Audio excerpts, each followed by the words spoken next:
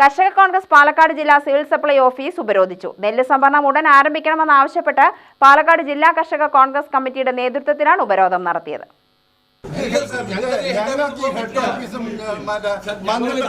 നടക്കാൻ കഴിയില്ല. ഞാൻ മാനേജർ പേടിയായിട്ട് സംസാരിക്കാം. സംസാരിക്കല്ല, അങ്ങേരെ ഇവിടെ എത്തണം എത്താൻ പറ്റില്ല.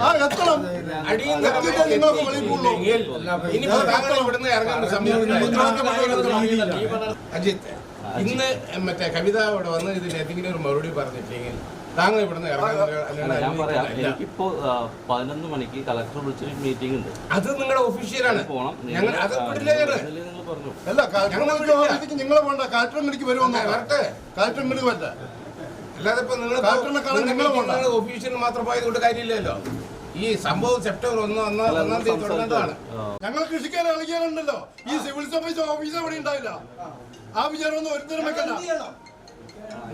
നിങ്ങൾ ആ ഓഫീസർ ഇവിടെ ഏറ്റവും മാന്യമായ ഒരു ചർച്ചയ്ക്ക് തയ്യാറായില്ലെങ്കിലേ ഞങ്ങളുടെ സ്വഭാവം മാറിയാണ്ടല്ലോ.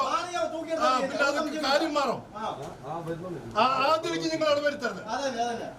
നെല്ല് എന്നെടുക്കുന്ന തീയതി അറിയിക്കണമെന്നാവശ്യപ്പെട്ടായിരുന്നു സമരം. ജില്ലാ പ്രസിഡന്റ് ബി ഇക്ബാൽ നേതൃത്വം നൽകി.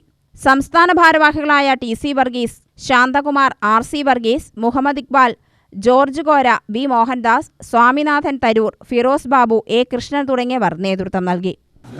അറിയാതെ വിവേക് സാറിന്റെ ടേബിളിൽ ഞങ്ങൾ മാറുന്ന പ്രശ്നമില്ല. ഞങ്ങൾക്ക് ഉത്തരവാദപ്പെട്ട ആൾക്കാർ വന്ന് മറുപടി പറയാം. ഞങ്ങൾക്ക് മിനിമം ഡിമാൻഡ് അത്. അല്ല, അവര് എറണാകുളത്താണ്.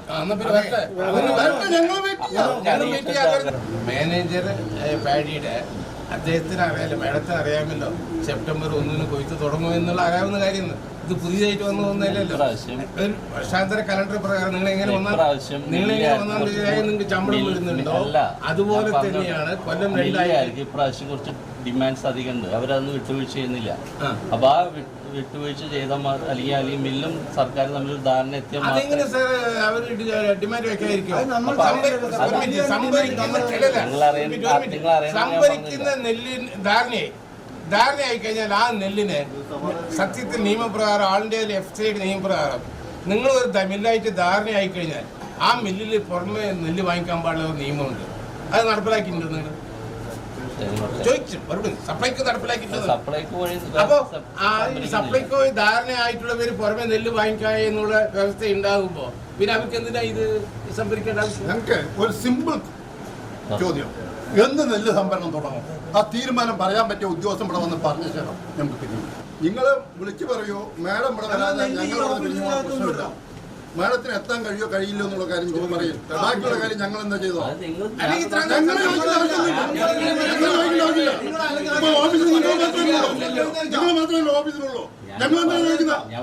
UTV news, Palakkad.